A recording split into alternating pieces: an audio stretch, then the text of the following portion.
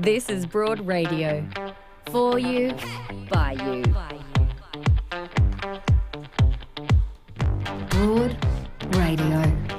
Here for more.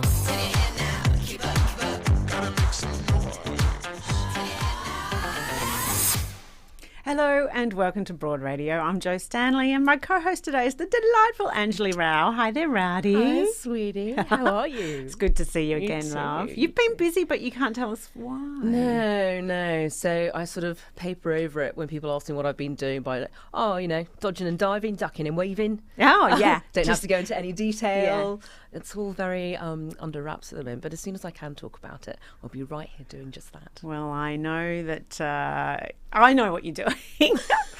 I'm very good at keeping a secret, though. So you are. You're fantastic. Oh, my God, I thought it'd be all over the place by now. I have not tweeted it once, but that's because everyone has jumped off board Twitter now, it seems. So. Yes, absolutely. Yeah. And I think with good reason. And, Twitter is just it's just not happening at the moment. And, particularly with the news today that Elon Musk has now decided to cut the free lunches that all Twitter staff were getting at a cost of $400 a day. And everybody's up in arms about it. And, it's like, well, he's fired 3/4 of the staff. And now he's starving the rest of them.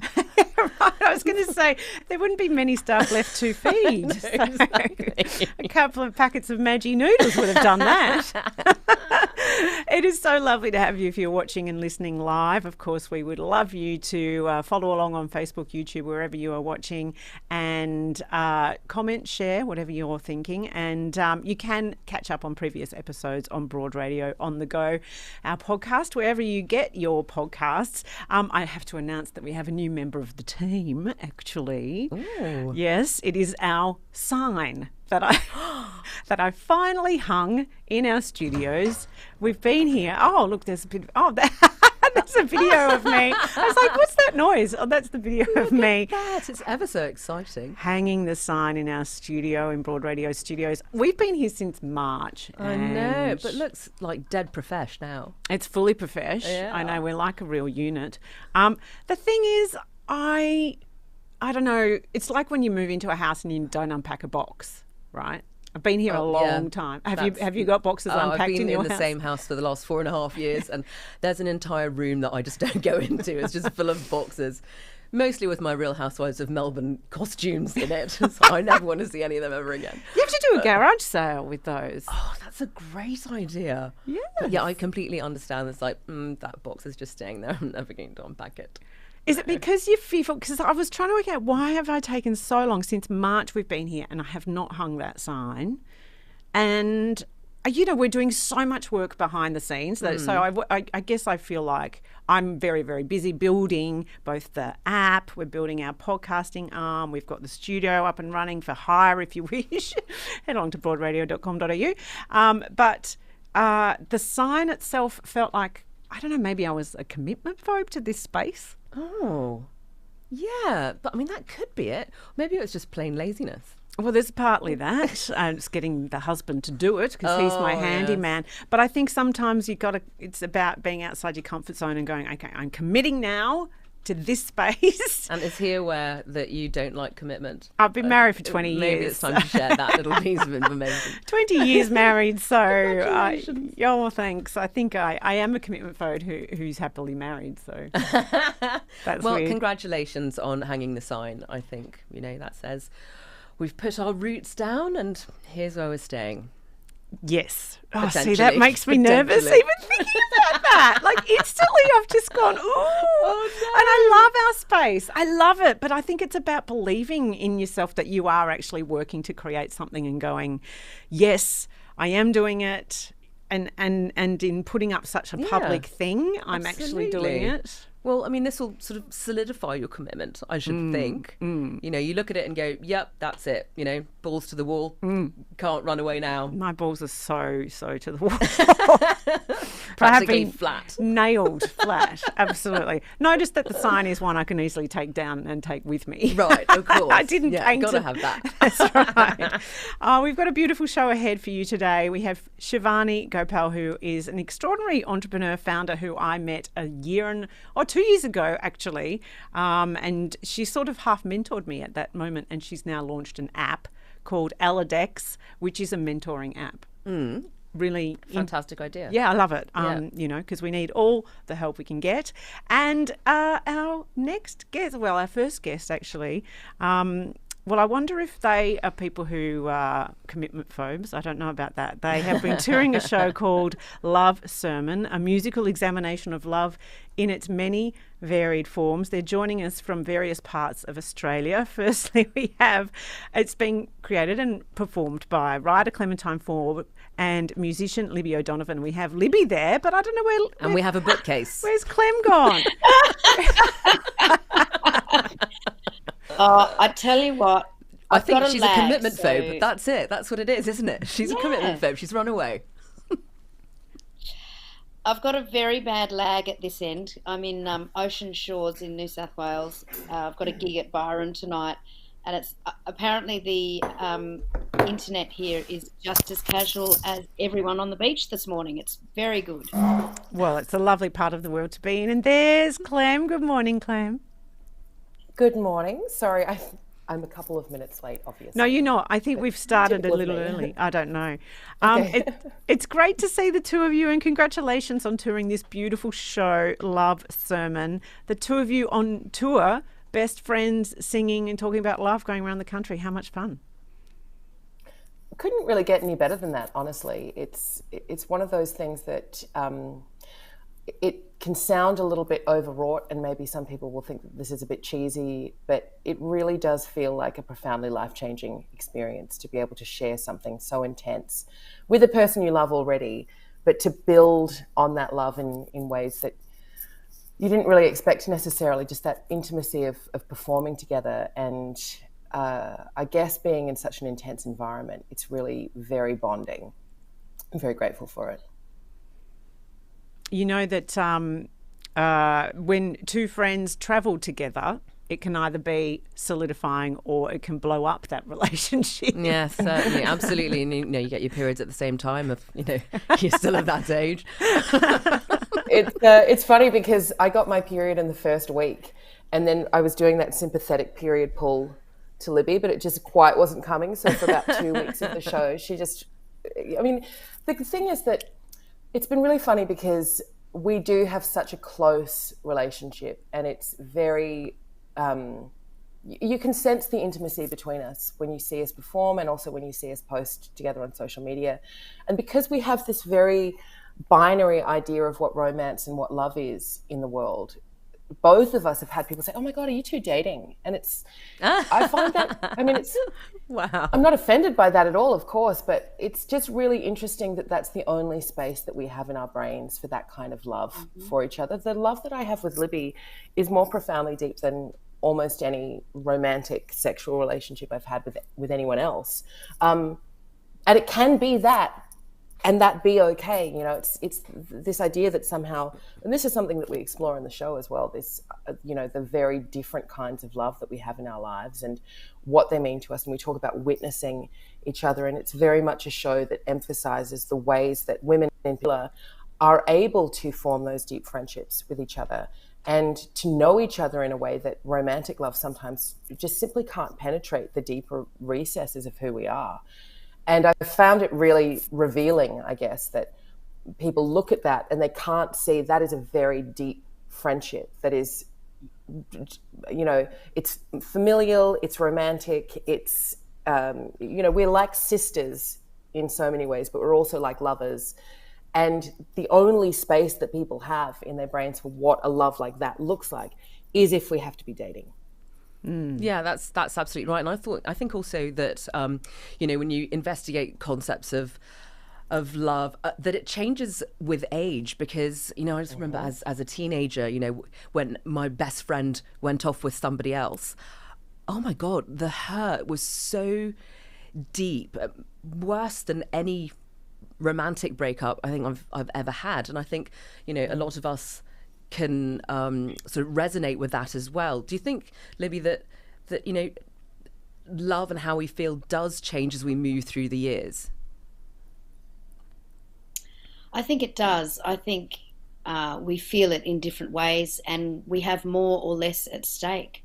And we also have more as we get older, we have more experiences of hurt and being that won't do the next time. You know, you start building your list of novels, in many ways. You know, Libby, how you want to live. your internet. Oh, no. I'm not loving your internet, I've got to say, as we're talking live. Okay. Exactly. It's jumping and being all click clack for us, which is no fun. Sorry to cut you off. But I'm interested in this notion of when your best friends broke your heart. When you were younger. And someone said to me the other day, because I'm still very, very close friends with my high school friends, and they're like, oh, is there still, there's still troubling kind of like the bickering and the bitchiness that happened at high school? I'm like, no. Like, why would you do that? So I feel like as you get older, I think what you were saying, Libby, is that you have rules that you go, no, I won't compromise on this sort of behaviour anymore. Can you hear me now? Yes. Yeah. Okay. I was just saying, hopefully this translates, that you build your non-negotiables, which I think is based on how much you love yourself. And with that, as we experience love with others.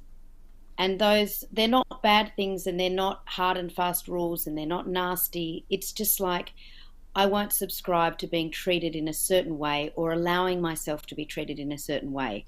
And we learn these things as we get older. And I think that means that by the time we're hopefully in our, 30s, 40s, 50s and onwards, we have true love every time we love. And that's certainly what I found with Clementine and many friends that I have. That kind of love is fulfilling on all the levels, far more than romantic sexual love, which seems to have a lot of other attachments. A lot of other demands. Yes. When we do talk about romantic love, though, it's like, I was thinking about this yesterday, and I've been in love in my whole life twice. One in my early 20s and currently, which is nice. Nice. But one of my closest friends falls in love like 3, maybe 4 times a week. Why? Why is it so much easier for some to, give themselves over to that than it is for other people? Are they imagining it? Or is that possible that you can fall in love like all the time? I feel like I fall in love constantly, but to clarify that, it's really falling in love with the potential for living. It's the way that particular things make you feel. It's not real love for me. When I say I fall in love constantly, I fall in love with someone I see on the street and don't talk to. Love is obviously able to be explored and expressed in so many different ways. But I think that, I'm writing a book about marriage at the moment, and essentially why I think it's really bad for women, which is not to say that relationships are necessarily bad for women, although we know that there is a lot of inequality, particularly if women partner with men. But what I think has been very effective in the last 200 years, and specifically the last 100 years, because marriage as a concept has always been economic in practice until around the 1800s in the West, when this idea of like a love marriage began to take hold. And so then we replaced this idea of economic need with, you need to have a marriage that fulfills every single last one of those things, which is actually, it places an enormous amount of pressure on people to say that you must be everything to this one person. But it's been such an effective campaign to make people believe that even when you kind of say, look, the history of these things, the history of partnership and the history of kinship groups is nothing like what we're told love looks like. The magic and the promise of that, maybe that soulmate being out there for you to find them, is so deeply embedded in so many people that they can't let it go. Even though their rational brain might tell them that that is illogical, they still think, well, maybe this next one, maybe if I just swipe one more time, maybe they'll be there. And so I think that that's what kind of keeps people, I guess, as you say, in that the revolving door of falling in love all the time. But one of the things that we're really trying to do with the show, and I guess just in terms of the personal things that I'm interested in, is to say that not only is that love not going to fulfill you in the ways that you think it might, because it can't. Like, one person simply cannot fulfill you in all of those ways. You have to, even you, Anjali, you've got, like, you're in love now, but you've got lots of other people around you who you also love, who fulfill parts of you.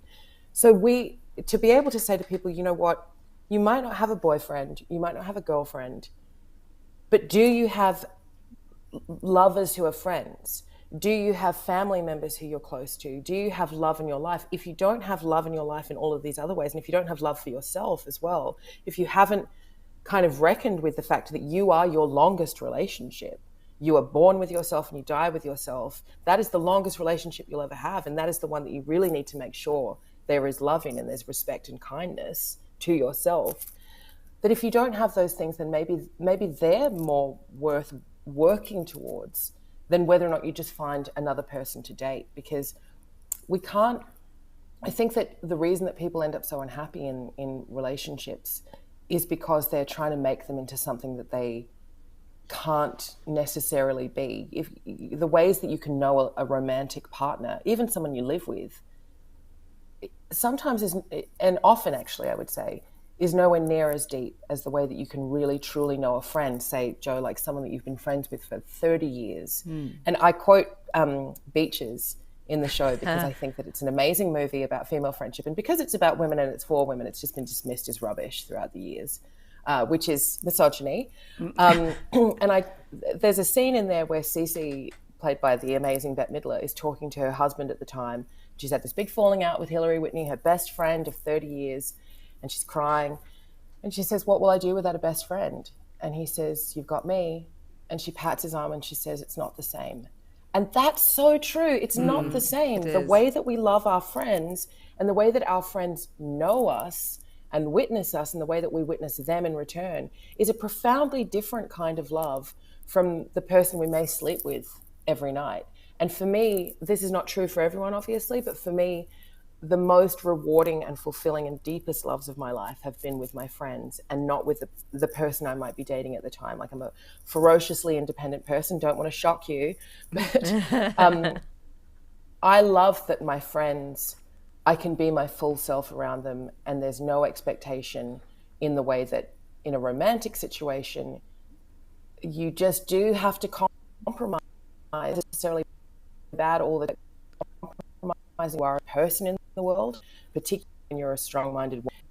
Horrible to me. Yes. I feel the same way, by the way, about fried green tomatoes. Oh, watch it. Amazing. Yes. Such a brilliant film. I mean, and this is why I guess we love these films that do represent female friendship. I just recently watched Steel Magnolias again. Oh, wow. It's just, that notion that you are family. Yeah. Your chosen family. But a lot of it, I feel like, is that we are seeking love because the modelling around us is misleading, and often in our own families there might not be great modelling for love as well. And how, that kind of, how do we find the healing when that's the case? Well, I don't know if you want to, but I think that what I've learned in, my 40 years in the world, and I'm still learning, but I do feel very proud of the fact that I've made it to my middle years, and I hopefully have a little bit more wisdom, is that there is a little child inside all of us, and I'm going to get a little bit into like wishy-washy child therapy here, but it's not wishy-washy. But there's a little child inside all of us that yearns to be loved, and maybe that child was loved well when we were little, but for probably a lot of us, particularly those who were raised by boomer parents, there's a little bit lacking in there. There's people who grew up with their own Depression era parents who were maybe, withholding in certain ways. Once I realized that little kid inside me who was reaching out always to this kind of idea of her parents to be loved in a particular way actually could be loved by me, it made a huge difference to the way that I saw myself and to the way that I treated that child. I talk in the show about the multiple selves that we carry with us, that we think of ourselves, oh, it's just me, but actually there's like a whole range of different people inside. There's the children, there's the teenagers, there's the young adults, and every single one of them exists. If you can kind of like just go with me with this analogy, they are us. Yes, they are our memories, but they also exist in a particular moment in time where they are full and complete people just by themselves. Like the 25-year-old version of me is someone who lives inside me as her own complete person, who is a little bit different to who I am now. And I have a lot that I can learn from if I sit down and talk to her and ask her questions and, you know, show her that I'm willing to know her and love her. She can teach me things. Same way that, you know, if I go and hold my little 5-year-old self or my 7-year-old self, and I was sent to boarding school when I was 7 for 2 years, and my parents lived half a world away, so it was sort of a very kind of time.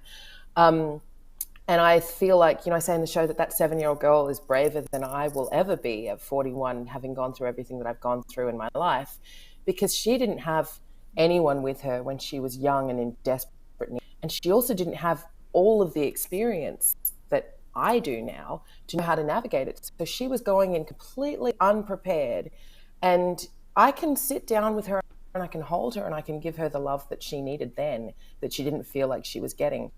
And that's radically the way that I've seen myself and I've seen love. I do know you also, though, sing, of course, in this show. Libby, you are the official musician, although I know that Clementine's got a beautiful voice and has been a singer for a long time. What kind of music are you bringing in this show?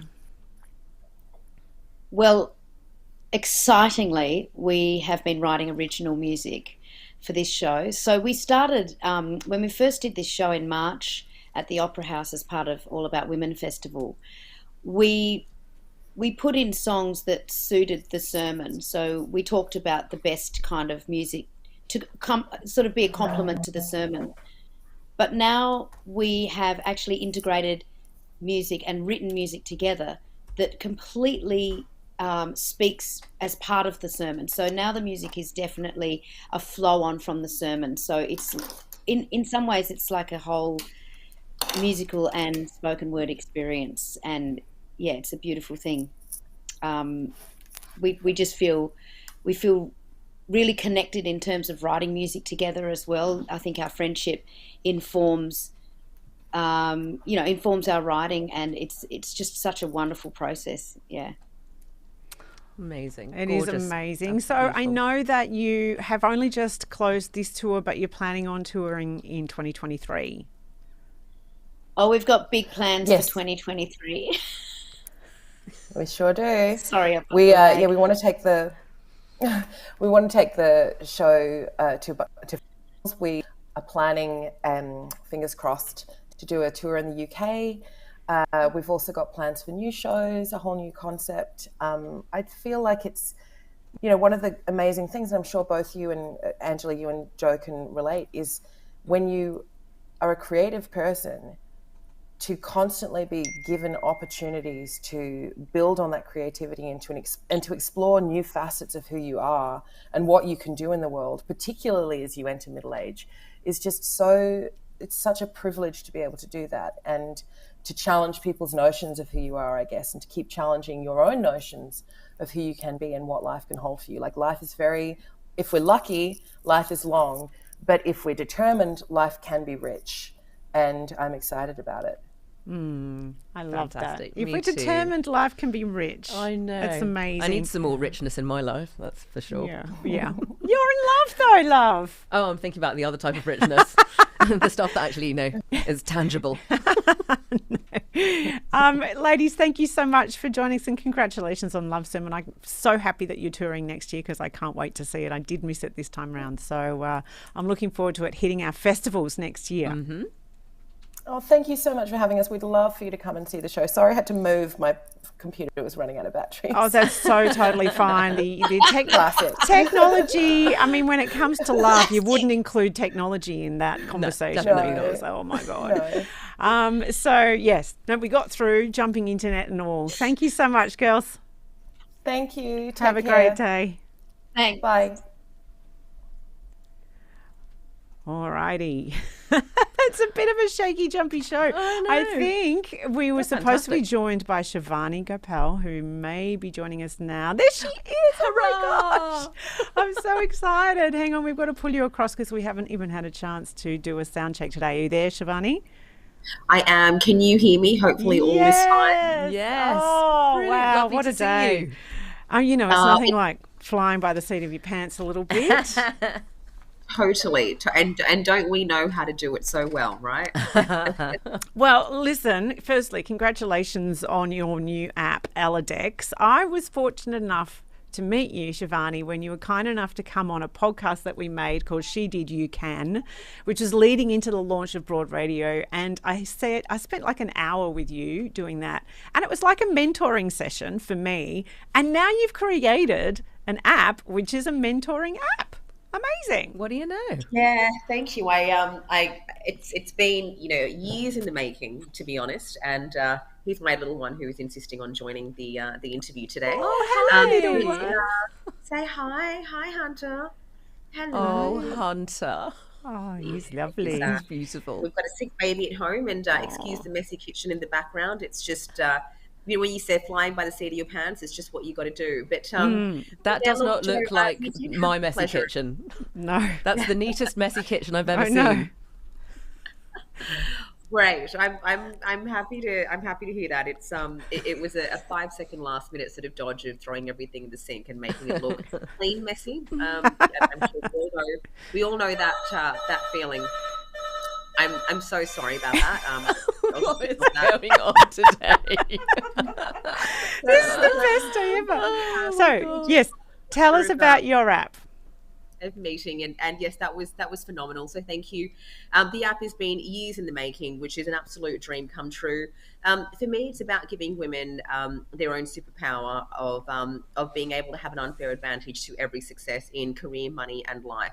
Because when I've looked at my overall successes in my financial services career, in my personal life, in my financial life as well, I actually bought my first property when I was 18 years old. The things that I did that got me there was me investing in my own relationship with lifelong learning, and having my own Rolodex of mentors. And my apologies, I hope you can still see me there. Yes, all good. Jumping at the screen.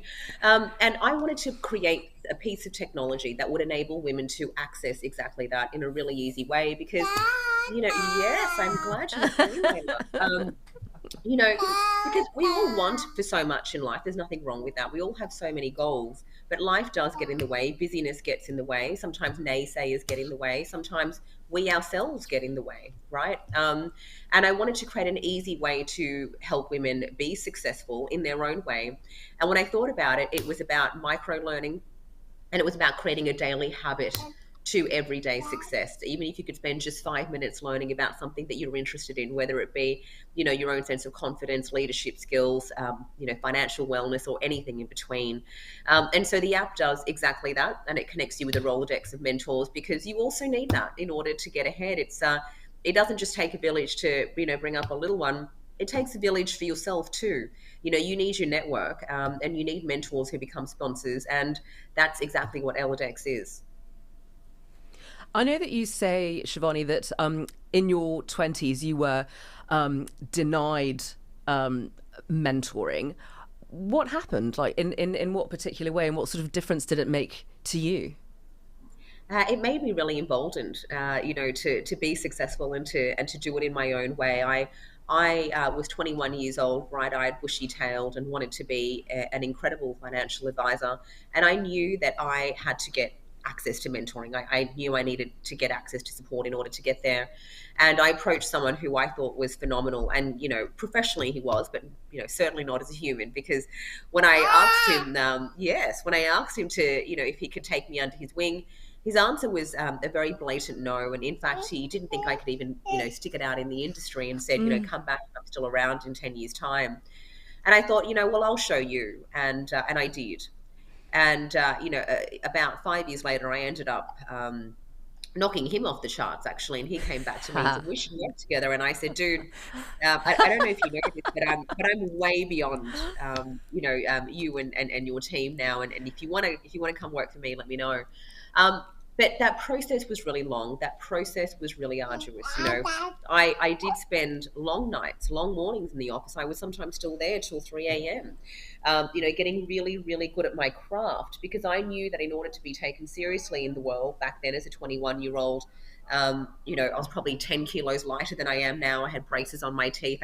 My youth was very obvious. I knew that, my master's degree that I had under my belt wasn't going to be enough in order to convince people to invest, hundreds of thousands of dollars with me.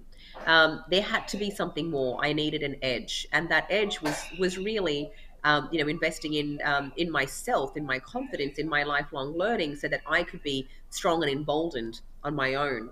And so I did that, and I became successful in my own right. But unfortunately, Ange, what I found was that as I became more and more successful, and then started to grow in the ranks, and got a seat in the boardroom table, there was really no women with me, and there was no women of color with me, and that made me really sad, because I just knew that there were so many talented women out there who wanted that opportunity, and they needed a support network in order to do it.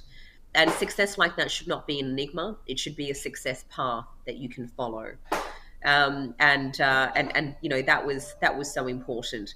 I also got to a point where I was, trying to mentor far too many women on my own, and realized I had to create a network to make it more sustainable. And, that was the bones and the birth, I guess, of ELLADEX.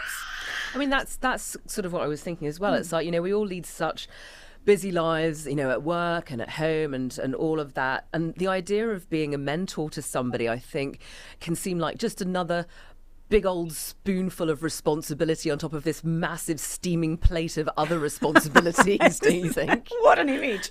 And so accurate. Yeah. And so true. And I think that's why there's so many barriers with mentoring, right? I mean, Jo and Angie, you're both incredible women. You do incredible work. Are we still? You're there. Great. Yes. But let's just say I don't know you from a bar of soap, right? And you want to help people, and I approach you on LinkedIn and say, hey, here's my goals and ambitions, and I'd really love for you to take me under your wing. Your mental response, your monologue, inner monologue, can probably be, oh, that's so great. I'm so rooting for her. Go her. And you'll probably just forget to respond because you're so busy, or you're meaning to respond. But you genuinely, as you said, you just don't have the time. You've got to look after yourself as well, and your own career and your family. And, and then what about some personal time, and so it just gets really hard. And then there's the toing and froing, right? Then there's, okay, Shivani, what's your phone number? What's your email address? What time works for you? No, that time doesn't work for me. And the tech friction becomes a barrier point for the people who do have the time to help a little bit. And I thought really deeply about that. I'm actually a non-tech tech founder. And what I mean by that is that ELLADEX is a deeply rooted technological business. Of course, we have an app, and we invest in personalization and machine learning so that, we learn with you, so that whatever learning content we give you today is leveled up and different from yesterday, and also follows you and gives you what you want when you need it. But when it comes to mentoring, I really thought about this friction. And so we've really incorporated technology so that, you can come on board as a mentor if you would like to. You can set your availability. And I would come on board and say, I would connect with you, and I would just choose a time. You don't need to send me your phone number, which also means there's that barrier breach that happens to beautiful mentors sometimes. You want to help, but you get a message on a Sunday night and you're like, crap, I just want some me time, and I want to cook dinner, and then I want to put my feet up with a glass of red, but now I really want to help this person again because there's a little crisis happening. So you get barrier breach a lot as mentors. And so we've protected mentors by protecting their privacy. And I just slide into your diary, and then you get a notification to say, hey, the mentoring session's about to begin, and it all happens in video conferencing in app or via phone call without personal numbers ever being exchanged, which is also really important for women too. Privacy is super important for women as mentees. So we take away those technological barriers, we take away those personal barriers, which means that people who genuinely want to do good and genuinely want to be a mentor, if you can find a couple of hours here and there and you put that as your avails, then you can do that. You don't need a PA in order to help you out, and neither does the other person. And so, making technology really easy was really important because, as you both probably know and are probably avid users of, Apple Pay was, was the most popular with women first off, and it's because we just wanted easy technology. Yes. Oh, yes. And I wanted it. I want to go to the gym and not take my entire purse, which is clunky and heavy, and I just want to take my phone and pay for my coffee or my juice after a workout. And that's how easy you've got to make technology. If you want to make really good technology, positive technology for women, and you want to make it sustainable, because the other bugbear I have is that technology right now, apps right now, they are time wasters. They're not time enablers. And you procrastinate on Instagram, and I wanted to create a network where you could have positive technology and feel really good about yourself, but it was also really, really easy to use.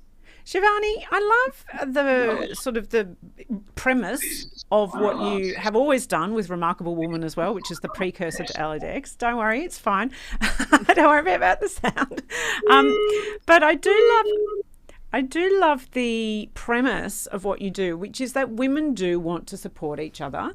And I don't know, there are still, I'm sure there's lots of stories around the toxicity between women, and I've never really met it. Generally speaking, God, what hasn't happened to me? If I reach out for help, I receive it, and I'm always here to offer as well. I don't know. I just think that largely women do want to help each other. Aren't we all in this together?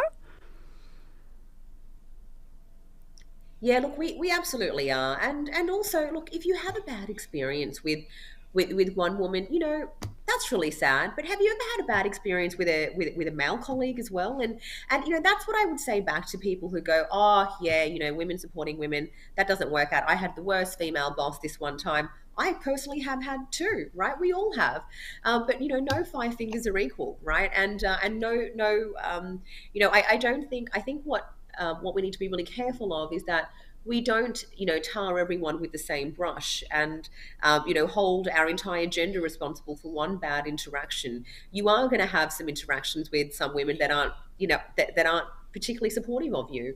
You're also going to have the same with men, and worse, as we know with, issues of violence against women and so forth. But I think what's important again is that community and is that network, right? And when you've got a network that is curated, anyone who isn't in it to support each other, well, frankly, they're not part of the community anymore. They're no longer welcome. So I think that's important from a structural perspective. The other point that I'd like to make around, this whole notion of, say, Queen Bee syndrome, is that it's really not women who are at fault there.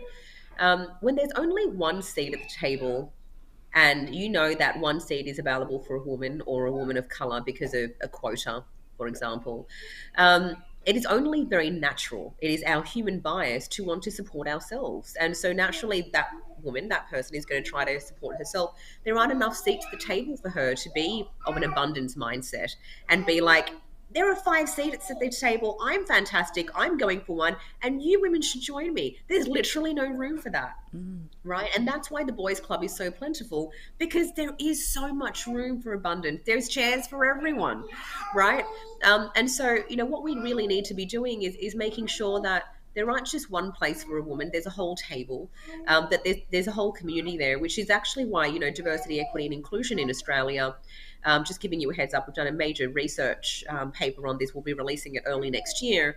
But we've actually found is hugely flawed in Australia. In Australia, we're really good at getting women in the door. We're really good at getting people of colour in the door. We're not very good at giving them roles of authority. And so, it's these systemic issues that is causing the Queen Bee syndrome, not the woman herself. And I think when we dig deeper, we really see that. But also, you're going to have bad experiences with everyone. That's why you need a community. I personally, part of my success model was a Rolodex of mentors, because some mentors were absolutely phenomenal, right? Really challenged me, really pushed my buttons. Others were great storytellers, and some just made me feel good about myself, and it was a good chat. But I needed that diversity of experiences in order to get on the journey and stay on the journey that I wanted to be on. Have you had any mentors in your time? Not really, but I've mentored someone, and I'm super proud. I was just thinking of her just then. She came into the TV industry having no TV experience whatsoever, and now she's senior anchor at a global television network. And I'm very, very proud of that. I think that really highlights how rewarding being a mentor can be. It must be really Yeah. emotional as well at times, when you take somebody in your hands and then watch them fly, and it's largely down to how you sort of led them to that path. Yeah, it really is. And, we all remember those incredible teachers that have invested in us when we were young and believed in us. It's the same to be said about mentors. When people invest in us, they see in us what we can't see right now. They can see just 1 to 5 steps ahead of us, and believe in us, and fuse in that our belief and say, look, generally I was exactly where you were, 5 years ago. Here's what I did. And I know you can do it too. And I had an incredible mentor, who did that for me. And he would just say, Shivani, you're just such a sponge. You just take it all in. And I did. I wanted to take it all in because I wanted to learn and I wanted to benefit from his incredible knowledge. And I was able to do so. And so, when you become a mentor and you're able to then give back in that way, it is so incredibly rewarding to see them go on that growth journey and then know that, you supported them in that. There's this incredible benefit of paying it forward. I should also let you know, though, that mentoring in ELLADEX isn't purely just altruism. It certainly is there in the sense that when you come on board as a mentor, you can donate the mentoring fees that you earn to a charity. But at the same time, we also wanted to, there's this huge unpaid economy out there, and men and women can be mentors on our platform, but women especially, there's this massive unpaid economy, right? And we wanted to really debunk that, and we also wanted to create a way where people could capitalize on their incredible IP. Why not? So mentors are actually paid in the ELLADEX platform. The mentee pays the mentor for their hourly rate, and it's all done in-app. And you're also remunerated by way of, your time. So you feel really good, but it's also a really great way to have a really meaningful side hustle for yourself. I love that. That's amazing. And you're so right. Women are always asked to work for free. And it's just not... how do you get started as far as repairing the gender pay gap if we're continually working for free? It's just illogical and not okay. And I think too, you're removing barriers for women as far as that confidence, that lack of confidence that, I remember having that chronically when I was younger. I still have it now, really. We're at 50. So You do? Yes. Never be able to tell. Don't we all have those moments? I said to my husband yesterday, are we all just pretending? Because that imposter syndrome. Well, just in life, you walk around making people, convincing yourself that you're confident, but often you're not, no matter how old you are, would you say, Shivani? Yeah, totally. And I say this a lot. There's this massive illusion that we live in, that is that we have found ourselves or that we have arrived in the world. And the biggest lesson that I learned for myself is that I have never found myself. I know who I am, but I am forever finding myself and pursuing, my ever-growing potential, whatever that is. But it also means that I fall off the bandwagon sometimes. Sometimes I'm this incredible, fearless, bold, formidable woman that feels like, I'm sparkling from everywhere. I'm sure you both have those moments where you think, I am just on fire. I've got this. And then there are days that you just self-loathe, and you just think, why did I do that? Why did I behave in that way? I cannot believe I said that. And you go into this really negative spiral, where your imposter syndrome massively kicks in. What's so important when you realize that you've never arrived in the world and that you are constantly finding yourself is that you realize you've got to put in the work, and it's a journey, and you consistently put in that work for yourself, and you do it by working on you, by reinvesting in you. You've got to think about yourself as a plant. In some ways, you've got to keep nurturing that plant. And that's why we designed ELLADEX in that way, because it's not like you just do a degree and boom, off you go. Congratulations, you've got everything that you need to survive in this world. That's why, you need connections with other people so that they can remind you, hey, Joe, look at where you are today. Look at what a phenomenal thing that, both you and Ange have done, a radio station for women. I mean, it's so obvious, but yet so groundbreaking. Like, we need our space, right?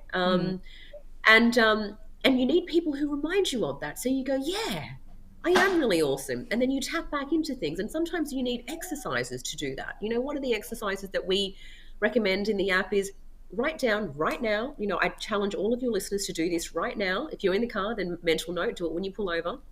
Um, 15 things that you've achieved in your life that you're really proud of. And your inner imposter syndrome is going to say to you, I don't have 15 things. You do. You absolutely do. The moment you turn that tap on, it's going to come flowing right out of you. Right? And so this will remind you of all the stuff that you've achieved in your life, that you've conquered, rather than all the stuff you are yet to do. It's a great hack to bringing you back to you. And the thing is, you're going to have to do little hacks like that, little investments like that into yourself. It may only take 5 minutes, but you've got to keep doing it so that you can continually be on that journey of finding you. Because I'm with you, Joe. I also feel like there are times where I'm just not confident, just feel terrible. I mean, hey, 10 minutes before getting on this interview with you, I was like, oh my God, I'm sick, my son's sick, my kitchen's a bomb, I haven't prepped, but okay, fine, we're going to do this, and you will have times where you doubt yourself and you're just not there, and that's okay, Well, Shivani, I have to say thank you to you for battling on, because I know you were sick, and beautiful Hunter is unwell. I mean, I love that Hunter joined us. When a baby joins the show, it's an absolute delight. But I just love what you're doing. A baby male as well. Yes, love little Hunter. But yeah, thanks for battling on and for joining us. And we love your app. It's called ELLADEX. Do download it. I love that it's habit forming, bite sized, because I'm very passionate about the psychology of habits. So congratulations. I know it's a huge amount of work for you. So congrats on this baby being birthed. Thank you so much. It definitely is a baby. And thank you for your support. And please do download the apps yourselves and let me know what you think. I'd really love your feedback. I have downloaded it, and I have been, just scrolling through the different workshops and the various things that we can do. There's lots of different ways of engaging with it, and I love it all. It's great. Oh, that makes me, that's fantastic. Thank you so much for letting me know, and thanks for having me on the show. It's been such a pleasure. Thanks, Shivani. Take care. Thanks, Hunter. My workout routine comes with me wherever I go, and so does Bondi Protein. It gives me the post-workout nutrients I need. Fuel your body with Australian-made Bondi Protein. Broad Radio. Talking inspo we love, info we need, and sharing more of us. Watch and listen live every Tuesday 9 a.m. Australian Eastern Daylight Savings Time at broadradio.com.au, or find us on Facebook, Twitter, YouTube and LinkedIn at Broad Radio Oz. Talk to us live. Call on 1300 8 Broad. Catch up on demand anytime, anywhere, every time, everywhere. On the train, we'll be here. 2 a.m. existential crisis? We've got you covered. Broad Radio. Here for more. Now, Ange, I have to tell you and our audience who are joining us today, our listeners and viewers, I have mentioned previously our podcast that we are producing in partnership with Morris Blackburn Lawyers. It's called Lay Down the Law, and it's about looking at all the different landmark cases that have actually changed society and the lawyers that have been involved in those cases and have really fought with advocates, community advocates, to change society. Yeah, it's a beautiful series. We've just launched our 3rd episode, which is about 3 Aboriginal sisters from the Adjumatana people near Hawker in Flinders Ranges in South Australia, who saved a sacred area from a nuclear waste dump. It sounds insane to us. It sounds like a movie. Well, it does. Honestly, it should be a movie. It should be a movie, definitely. It should be a movie. It sounds insane to us that there would even be a consideration that you would put a nuclear waste dump where there is a sacred site. Right. I mean, there are plenty of other places, surely, that are not sacred. It's a big country. I know. But this is the thing. So in 2015, the site was nominated. And this area is a site where 14 songlines or storylines interact, including one called the Seven Sisters songline. And it's a very sacred space, especially for women. And the thing is, songlines and storylines are what they call intangible cultural significance. So it's not an archaeological site. It's not where you'd go and see rock paintings or where you'd see artefacts. It is the land, it's the earth, it's the trees and the hills. It's sort of they call it intangible because it's not something you necessarily pick up or take a photo of. Right, yep. But it's significant because the songlines run through it, and there's 14 of them in this particular area. Yep. And I was joined by two of the three women, these incredible women who took it upon themselves to fight this particular site. Oh, my goodness. Yeah, they were amazing. And two of the three sisters, Regina McKenzie and Heather Stuart, joined us on this podcast. And they started, I'm going to share a snippet with you now. They started by explaining to me, and because I really don't know a lot about the cultural significance of what a songline and a storyline is. Yep. I'd sort of heard it mentioned before, but never had it really explained to me. So Regina and Heather begin by explaining what the songlines or storylines mean. They're sort of interchangeable term, and what the impact of desecrating a storyline is. Take a look. And the storylines, they're there to explain the land and their landmarks to get you home. And these stories, they run like across the land and into other areas. It's like a play. One hill could play 4 characters, but you know, and it changes as the story changes, as the stories come in, especially where it's overlapping, and it's very complicated when you're trying to explain it to somebody, but it's like our book. When you go to a library and you go through your library and you check all your storybooks in a library, it's the same way when we go out on country. We're going out in our library. And if that storyline is destroyed, that's like a page out of your storybook ripped out, you know. And, a chapter. Yeah. Can you explain to us what the Seven Sisters songline is? The Seven Sisters, we call them Martinis.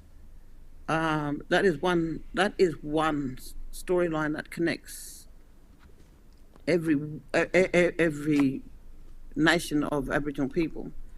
The only way I could explain it, that it goes through Australia like a web all the way through, and if there is a Seven Sisters that is impacted in one spot, every Aboriginal woman in Australia is affected through that, because the storylines flow through the land like a spiritual river that goes through, and it's something that it affected us, but we also know and believe that it affected every Aboriginal woman in Australia. Once that site is desecrated, It's not finished, like that storyline, it's not finished, but it's scarred, and it what's going to happen is kids of the future, like our lot today, know that is the Seven Sisters songline and the specific site, and that there are other sites there. But like Regina said, the other sites were desecrated as well that come through that area. That Seven Sisters site that got desecrated, we have now, when we really don't want to, we've got to tell future generations and get that passed on, that this is the Seven Sisters songline site and the significant site. But the thing is, it's been desecrated, so in hindsight, that's that terrible thing that we've got to tell others that it's how it's been desecrated, how it's been desecrated, and that there then also becomes a part of it. They got to know about that desecration, because if things go wrong spiritually and with the land, they'll know that's it, maybe because of that desecration. So the interesting thing for me that I learned around that is how little we know as white fellas how that oral history is passed down, and it is it continues on from generation to generation. And now that because they just went in and actually did some testing before they even did the site, they've desecrated it, and that's changed that story forever. Absolutely. Yeah, I mean, it's just, I can't stand it that it's sort of seen as, woke and therefore contrived to, to back up and stand alongside Australia's Indigenous people. It's like, it's an honour to live alongside the oldest continuous society in the world. And, who is, this group of non-Indigenous who've been here for, less than 250 years, to go into a site that, has lasted 40, 50, 60,000 years, to go, well, that's irrelevant and therefore worth razing to the ground, and you can't do anything about it. I mean, what does that say? It's just awful. Well, white fella just doesn't care, right? I know. Overlooks appalling. it. Really appalling. It is appalling. So those three sisters, Regina and Heather, who we saw there, and their sister Vivian McKenzie, they went into action, right? So they heard about it on the radio, and they contacted the ABC, Reuters. They got conservationists on board. They began this campaign that just involved people from all around the world. They contacted, this is incredible, the First Minister in Scotland, Nicola Sturgeon, because they discovered, they discovered that part of the waste is coming from the UK. So they actually went back to the origin of the nuclear waste and started appealing to those people. They got people from all around the world. They spoke to Josh Frydenberg. They had all these people with them. Incredible. This advocacy was unbelievable. And halfway through that, they then brought Maurice Blackburn lawyers on board, because they did need some, the legal side of things to be covered as well at the same time. And that lawyer was Nicki Lees, who is the Social Justice Senior Associate at Maurice Blackburn Lawyers. And so we're going to play another little snippet here. And she begins by acknowledging these incredible women. These powerhouses of women did not need lawyers to advocate for them. They were doing that themselves. They were doing it, in partnership with other organisations, with community members. So in terms of, the political advocacy, I would call them up and they'd already spoken to 2 ministers by 9 a.m. So they were just, really on top of all of that. And the media as well. Like the media. They were just, let's call the ABC. Let's speak to to Scotland. Like, that's incredible. Yep. The First Minister of Scotland was already involved. The First Minister. It's incredible. Yeah, it was a really unique situation for us, because often you do bring lawyers in and you kind of come up with a case strategy and a media strategy and an advocacy strategy. But I was constantly 3 steps behind these women. It was, they're just, powerhouses. And it's a complete credit to their ongoing, I guess just the willingness to never give up. And that has been so obvious throughout the whole process. Even when Regina's hair went white, as she was saying. I think they just picked the wrong spot. And the wrong women to mess with. Yeah. They did pick the wrong women to mess with. But look, from a legal perspective, and it's a difficult situation. And I think this issue is really indicative of other issues that we see come up across Australia. And that's really that our legal system just does not protect Aboriginal cultural heritage properly in this country. And really trying to fit the importance and trying to understand the importance of cultural heritage and have that recognised in our legal system was really trying to fit a square peg into a round hole. It really felt like, white fella law just didn't get it, and the legal system isn't set up to actually protect particularly intangible cultural heritage. So, you use what you have. So that's really looking at judicial review. So can we challenge the minister's decision? We put them on notice that we were watching, and basically just going down the track of trying to find any kind of, things that you can nitpick around how decisions have been made. To you, Nicki, when I talk about my intangibles, it's my belief. It's like a religion, okay? So would the government be able to do this to any other religion that's been identified and like to either a Catholic person or to a Muslim person or to a person who practices Judaism and stuff? How does the law protect those religions? Well, that's the thing. There is particular legislation, protecting other religions, but when it's First Nations heritage, it's not caught by those. But that's what our It's heritage. not That's what our heritage is about. exactly.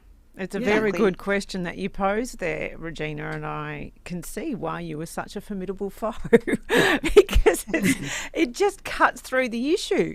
How can they possibly not see that this is something that needs to be protected, but whitefella law hasn't caught up with Because it? this is one of the issues that I had during this fight. I said every other religion is protected under law. They would not do this to a Catholic church. They would not do this to a Muslim mosque. They would not do this to a Jewish temple.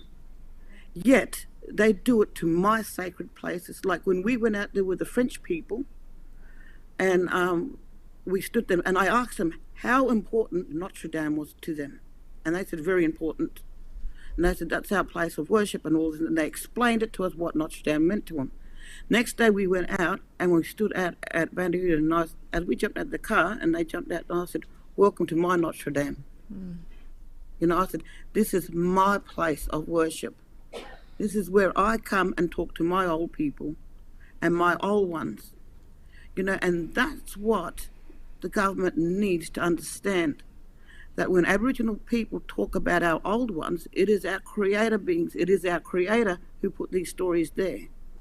It is our religion. And we should have the same kind of protection that any other religion has. And the thing that I always talk to you about, Nicki, is I like the United Nations Indigenous Human Rights. All right? If they were to implement that here into Australia, all right, we wouldn't have these problems.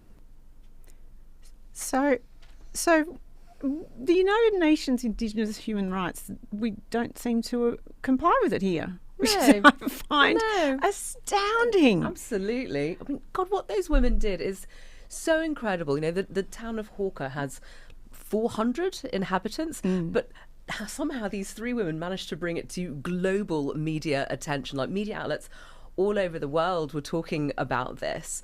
And I really think that those women just are the living epitome of that wonderful Eleanor Roosevelt quote that a woman is like a tea bag. You never know how strong she is until you put her in hot water. I mean, they really sum that up, don't you think? Absolutely, but also the way that they were able to exactly what Regina is saying there, the double standard is so blatant. Yes, I know. And I did find it a little curious that the cattle station where that nuclear waste facility was to be built is owned by this senator who lives in Adelaide.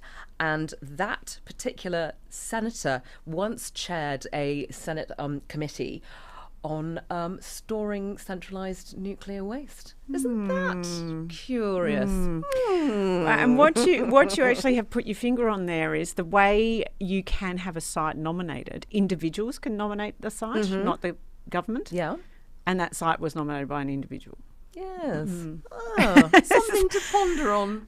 Yeah, it's extraordinary. And just the Absolutely. disregard for what is such a beautiful culture. And as you say, Ange, we are privileged to be a part of a country that is, always was and always will be Aboriginal land. And we are indebted to those three women for saving that site. Absolutely extraordinary. Do check out that whole podcast, Lay Down the Law, it's called.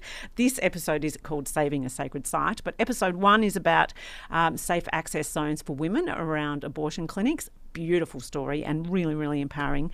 And episode 2, an important one also, making superannuation fair. So check out Lay Down the Law wherever you get your podcasts. And while you're there, why don't you check out Broad Radio on the Go, which is all of our other episodes. So many, like there's over 100 interviews with extraordinary women there. So do that. Ange, as always, thanks for joining us on this Anytime. show. I love being here and I love chatting with you. And we always have such wonderful guests on, and we love our audience too. Yeah. So we'll have you again soon when you have more to share about what's going on in your life. I can actually say stuff that has been going on. Yes, can't wait for that. We will be back with Broad Radio next Tuesday. We'll see you then.